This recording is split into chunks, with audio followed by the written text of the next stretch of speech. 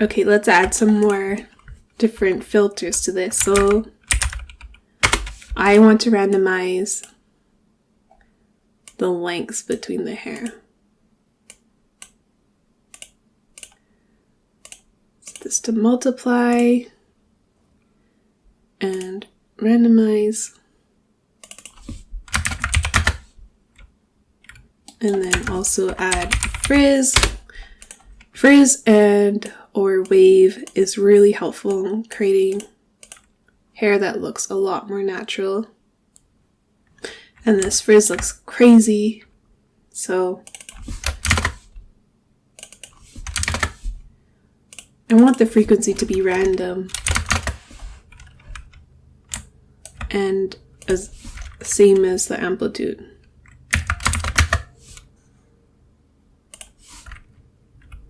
So you can kind of see, that there's now random hair sticking out, but it's a bit too strong. You can see the kinks in the hair from it not being as subdivided. But don't worry about this, because remember that we turned this off in the viewport. It will render properly as a subdivision curve. Okay, so now you can see this just helps to break it up even further. And it's obviously more visible on longer hair. So something that really helps with realism is having stray hairs or baby hairs. And one way you can do that is with a guide mask.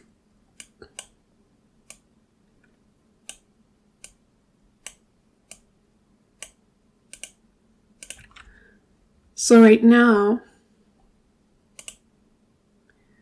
you can see everything's turned red because it's selecting all the hairs. And I can use a random mask.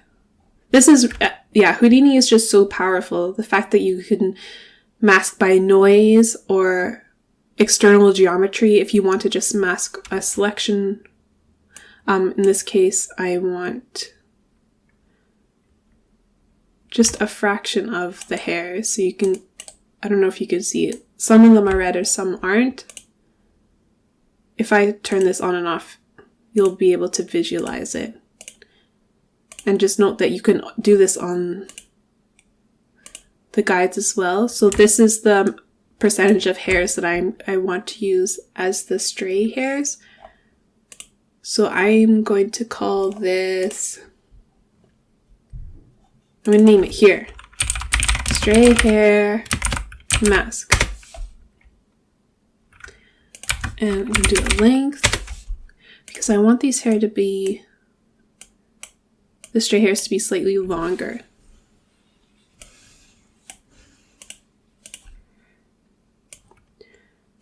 And set this to multiply. And instead of cut or extend, I'm going to scale it. Randomize.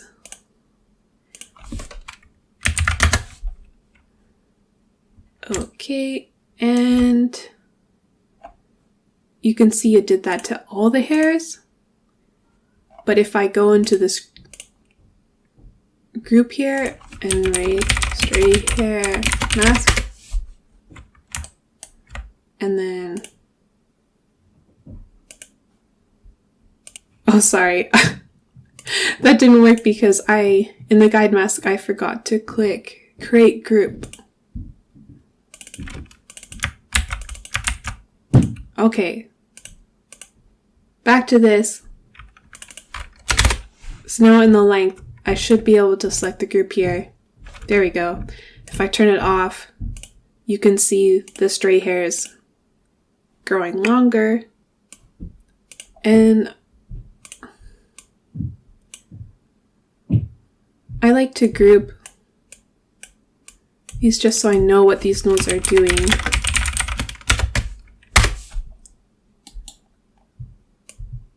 Okay, and I also want to create stray hairs on the feet. Okay, so I'm just gonna add another one of these backdrop nodes and call this stray hair feet, and I'll do another guide mask.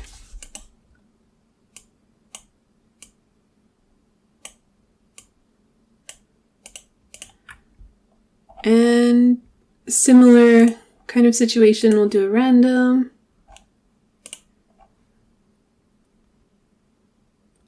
Fraction, and I'm just going to change the seed so that it's slightly different because I chose this, I'm doing the same value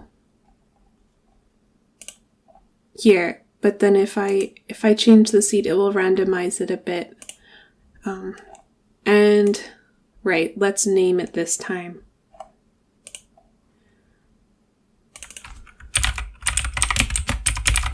Hair mask, and I'm going to create group.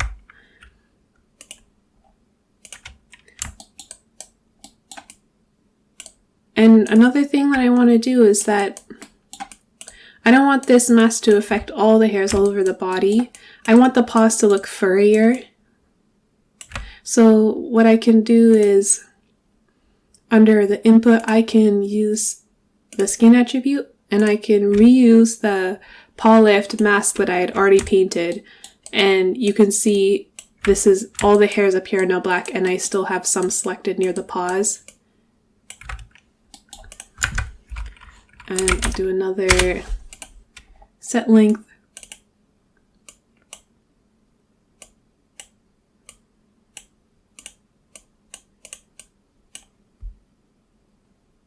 This time choosing stray feet hair mask. And multiply, scale.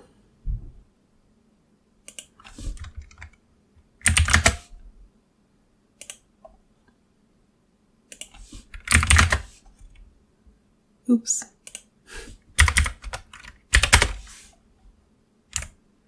Great, now his feet look even more fuzzier. And don't forget that you can keep adding as many filters as you want, or guide processes.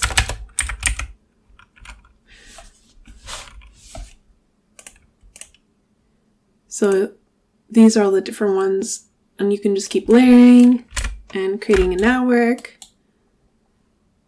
And this is the output that will be rendered, so just make sure that you bring this into here. And also, oops.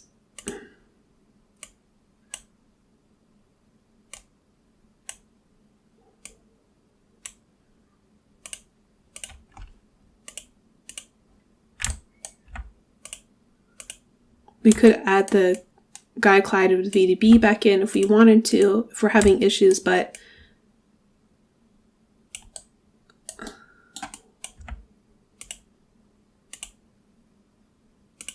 it looks like that I'm actually having issues with the guides with this patchiness.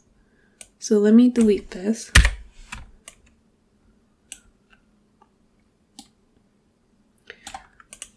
And another thing that I like to do, as always, is just create a null so that it's easier to select later if I need to.